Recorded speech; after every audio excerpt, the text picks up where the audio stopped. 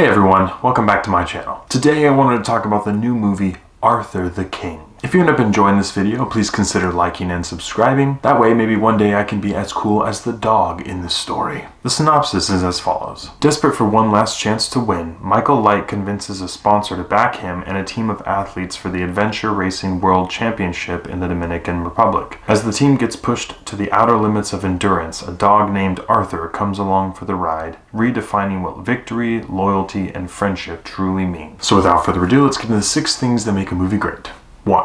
The plot. This movie opens with Michael, played by Mark Wahlberg, and his team of racers failing to complete a race. Michael tries to push his team past the point of suffering and they physically are not able to keep up, which causes them to fail out of the race. It then flashes forward a couple years later, and Michael realizes that he doesn't want his legacy to be that failed race and he wants to try again. So he builds a team, gets out there, along the way they meet a dog, and they all try to survive together against the test of time and nature. First of all, this movie is based on a true story, and after looking it up, there were a couple details they changed, but for the most part, the events in the movie happened. And the details that were changed weren't that big of a deal, except for maybe one, which comes near the end of the film. That being said, especially at the beginning part of this movie, things just happened one convenient thing after another. It just didn't seem like they were very high stakes. Michael needed this in order to compete, and then it was. And then he needed this in order to compete, and then it happened. And then all these people said yes, despite the odds. And so that part kind of threw it off a little bit. After they start the race, things start going a little more smoothly of the film, and you get an enjoyable story of this team starting to like the dog named Arthur, and all the cool things they do along the way.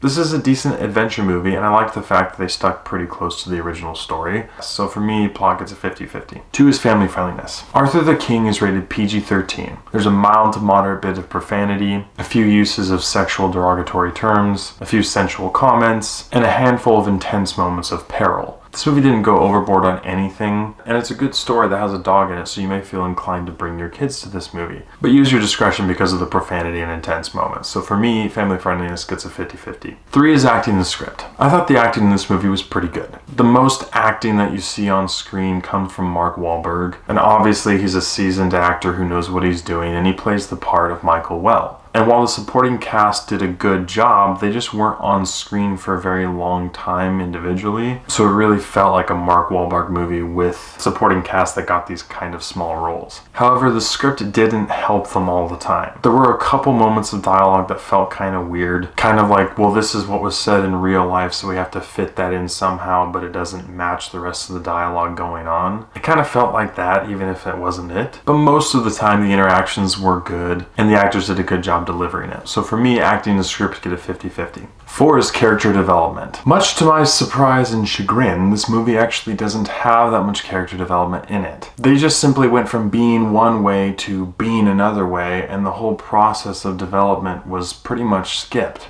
So not only did that kind of shallow out the characters for the audience, but we just didn't care as much about them as I wanted to. It's surprising because they worked with the people this movie is about, and you'd think they would have included that a little bit more, but they just didn't. So that did cause there to feel like there was a big part of this movie missing. So unfortunately for me, character development gets a thumbs down. 5 is visuals and CGI. This movie tried to get creative with GoPros and the use of phone camera footage, and I'm all about that in an adventure movie like this, but on the other hand, there were a couple really bad moments of dog CGI, and while they were rather short moments, you are not going to miss them if you see this movie. Willing suspense of disbelief. But for all intents and purposes, for me, visuals and CGI get a 50-50. And 6 is rewatchability. Arthur the King is an hour and a half long, and while at times it felt a little bit longer than that, I don't think it's a bad runtime for this movie. However, I would have loved for this movie to be longer if they would have fleshed out the plot more and added in a lot more character development, because it would have made this movie a lot better. It's still a decent movie, it's mildly entertaining, and I like the fact that they stuck close to the true story, so for me, rewatchability gets 50-50. With all these areas considered, I have to give Arthur the King a 7 out of 10. This movie told an incredible true story and stuck close to that true story, which is huge. It had decent acting performances, twist, and the overall story arc was entertaining to watch and ended well. But the plot flow was a little clunky and awkward at the beginning, and there was a huge lack of character development that just felt like there was a hole in the heart of this movie. I had a fun time watching it, as did my folks, and if you're able to look past the finer details and just enjoy a decent adventure movie that's based on a true story, you may enjoy going to see it in theaters as well. Thank you so much for watching. If you've seen Arthur the King, please let me know what you thought about it in the comments below. As always, I appreciate your love and support, and I'll catch you guys and gals